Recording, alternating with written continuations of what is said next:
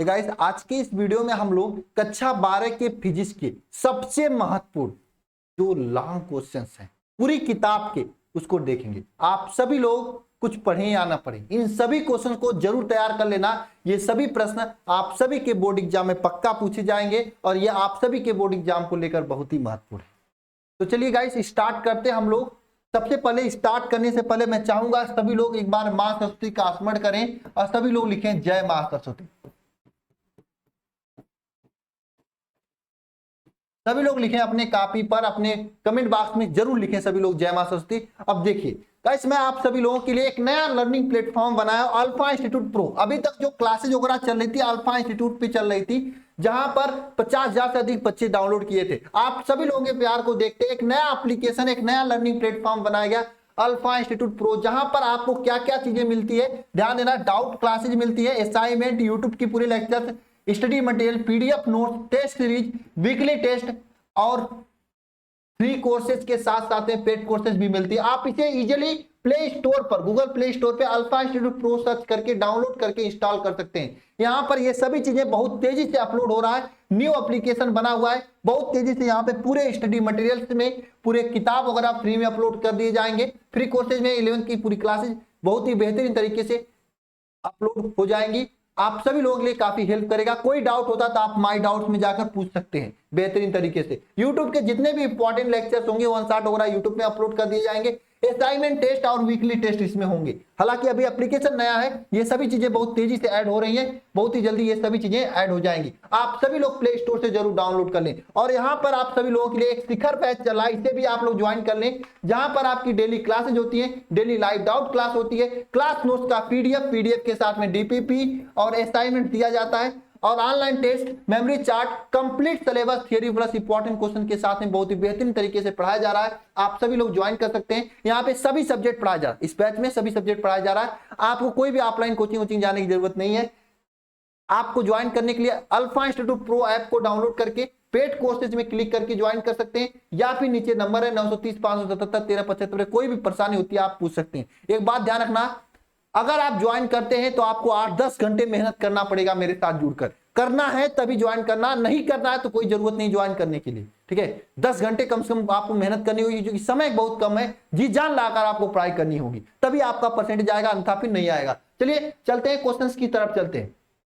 Chapter 1 से लेकर 15 chapter जितने हैं सभी इंपॉर्टेंट क्वेश्चन जो आपको तैयार करने चाहिए वे यहाँ पे हैं। जैसे पहला क्वेश्चन क्या है, किसी विद्युत द्विध्रुव के अच्छी स्थिति में किसी बिंदु पर वैद्युत क्षेत्र की तीव्रता को प्राप्त कीजिए। कितना होता है अच्छी स्थिति में वैद्युत क्षेत्र की तीव्रता? 2kp/r³ होता है। ये अच्छी स्थिति में वैद्युत क्षेत्र की तीव्रता होता है, यही फार्मूला होता है ना, इसे आपको प्राप्त करना है। और मैं बता दूं इस समय इस शिखर बैच में रिवीजन क्लासेस चल रही है फिजिक्स के, आप सभी लोगों के लिए काफी हेल्प करेंगे, ठीक है ना। यहाँ पे क्लास के साथ साथ में रिवीजन क्लासेस भी हैं, यानी एग्जाम के टाइम अगर आपको कम समय रिवाइज करना है तो वहां पे रिवीजन क्लासेस के जरिए आप कर सकते हैं बेहतर तरीके से। पूरी सिस्टमेटिक ढंग से यहाँ पे सभी चीजें दी गई हैं, सभी सब्जेक्ट की रिवीजन क्लासेस भी वहां पे मिलेंगी आपको, ठीक है।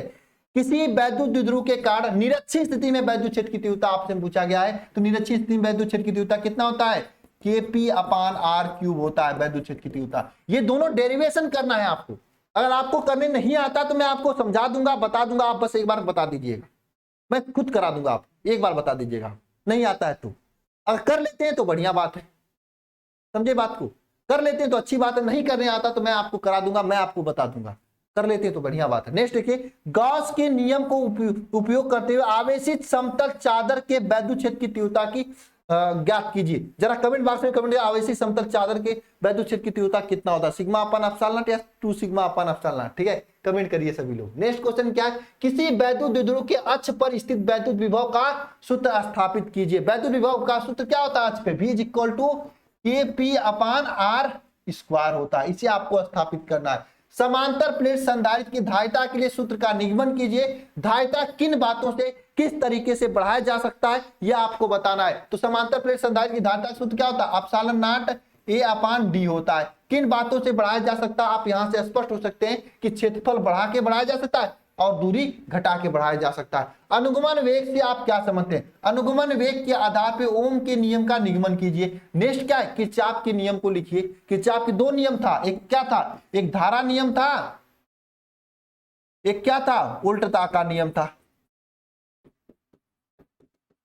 दोनों नियम आपको लिखना है किरचॉफ का बेहतरीन तरीके से। ये सभी प्रश्न पूरे किताब से महत्वपूर्ण है, यही आपको तैयार करने लॉन्ग क्वेश्चन में, फिर टेंशन फ्री हो जाना। कोई भी लॉन्ग क्वेश्चन देगा इससे बाहर नहीं जाएगा, नहीं जाएगा, इसकी मैं गारंटी लेता हूं, क्योंकि बहुत ही मेहनत से इन सभी क्वेश्चन को निकाला गया है। किसी धारावाहिक वृत्ताकार कुंडली के केंद्र पर चुंबकीय क्षेत्र की तीव्रता के लिए सूत्र की निगमन करना है। एम्पियर के परिपति नियम का उपयोग करते हुए एक अनंत लंबाई के तार के सीधे चालक तार में उत्पन्न चुंबकीय क्षेत्र की तीव्रता का सूत्र लिखिए। ये दो क्वेश्चन आपके यहां पर हैं। ये सभी प्रश्न आप सभी लोग तैयार कर लीजिएगा। समांतर धारावाहिक चालकों के बीच लगने वाले बल का सूत्र स्थापित कीजिए तथा एम्पियर की परिभाषा दीजिए। ये भी क्वेश्चन बहुत इंपॉर्टेंट है। अगर आपसे नहीं होंगे तो परेशान मत होना, बता देना कमेंट बॉक्स में, मैं करा दूंगा, लेकिन करके जरूर जाना, ठीक है। अगला क्वेश्चन देखो क्या है। एक समान चुंबकीय क्षेत्र में स्थित वैद्युत ध्रुव पर लगने वाले बल आघूर्ण का सूत्र प्राप्त कीजिए। Tau is equal to mv cross theta है वो वाला, ठीक है।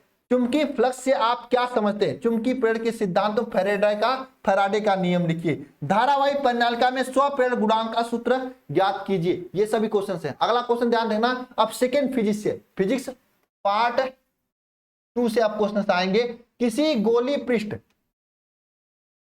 क्वेश्चन क्या है? किसी गोली पृष्ठ के अपवर्तन का सूत्र लिखिए तथा इसकी सहायता से लेंस का जो फार्मूला होता है 1/f इज इक्वल टू क्या होता है? n - 1/r1 - 1/r2, जो कि मैंने क्लास में करवाया अभी बहुत जल्दी में, आप लोगों को चैप्टर नंबर 9 पढ़वाया था। तो ये सूत्र को क्या करना है? स्थापित करना है। नेक्स्ट क्वेश्चन क्या है? संपर्क में रखे दो पतले लेंसों के फोकस दूरी का सूत्र निगमन कीजिए। ये भी आपके लिए क्वेश्चन इंपॉर्टेंट है।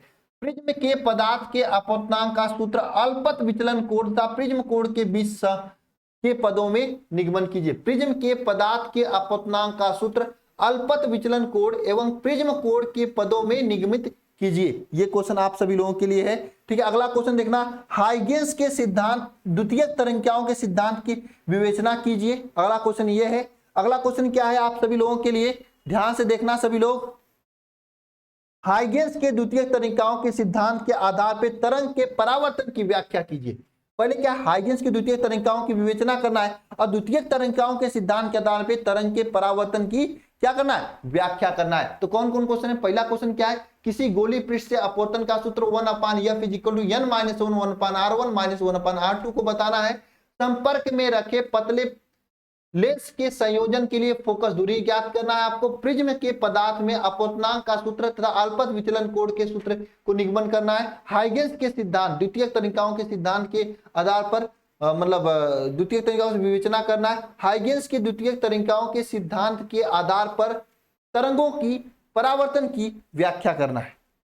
यह आपको काम करना है। अगर आगे चलते हैं, हाइगेंस के द्वितीयक तरंगिकाओं के सिद्धांत के आधार अपवर्तन की व्याख्या करना। अपवर्तन परावर्तन दोनों वाला बहुत इंपॉर्टेंट होता है।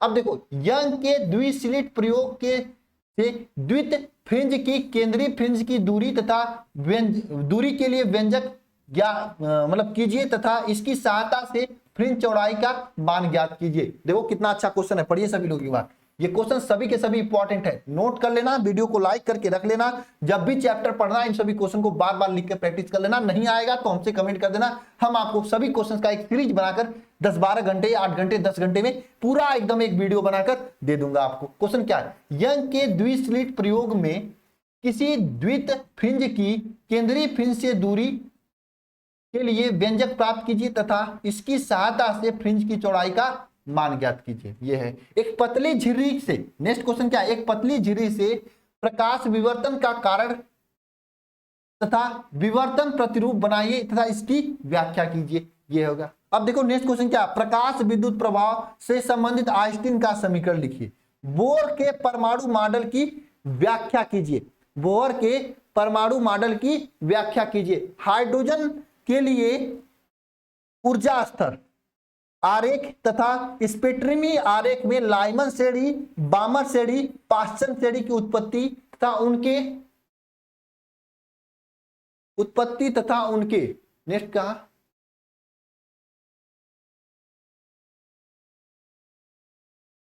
एक मिनट क्या हो गया?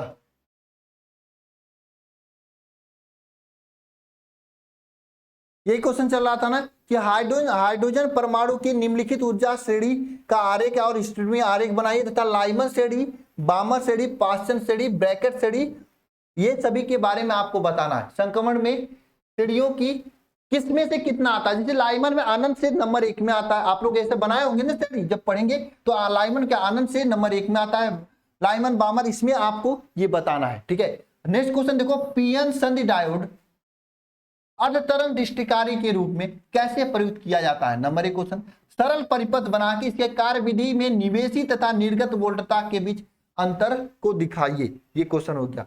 पीएन संधि डायोड को पूर्ण तरंग दृष्टिकारी के रूप में कैसे प्रयुक्त, देखो अर्धतरंग वाला भी इंपॉर्टेंट है, पूर्ण तरंग वाला भी इंपॉर्टेंट है। पूर्ण तरंग दृष्टिकारी के रूप में कैसे प्रयोग किया जाता है, कार्य विधि समझाइए तथा वोल्टता तरंग रूप को दर्शाइए। फोटो डायोड प्रकाश संसूचक के रूप में कैसे प्रयोग किया जाता है, इसको आपको बताना है। ये आप सभी लोगों के लिए क्वेश्चंस थे जो कि पूरी किताब से थे। ये सभी क्वेश्चंस अगर आप तैयार कर लिए ना तो फिर आपको अलग से कुछ पढ़ने की जरूरत नहीं है।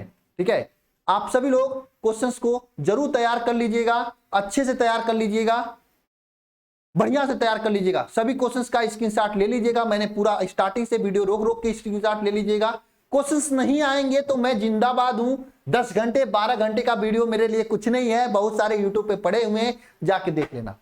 मैं पूरे वीडियो पूरे क्वेश्चंस को सॉल्व करा के एक ही वीडियो में करा दूंगा, लेकिन आपके कमेंट पर, आपके आग्रह पर, ऐसे नहीं। आप पढ़ोगे, पढ़ने के लिए तैयार रहोगे तो मैं करा दूंगा। ठीक है, तो चलिए जैसा भी होगा आप कमेंट बॉक्स में कमेंट कर देना, लेकिन इन सभी क्वेश्चंस को जरूर जरूर जरूर से तैयार कर लेना। ठीक है, चलिए सभी को अंतिम में एक बार फिर से जय मां सरस्वती।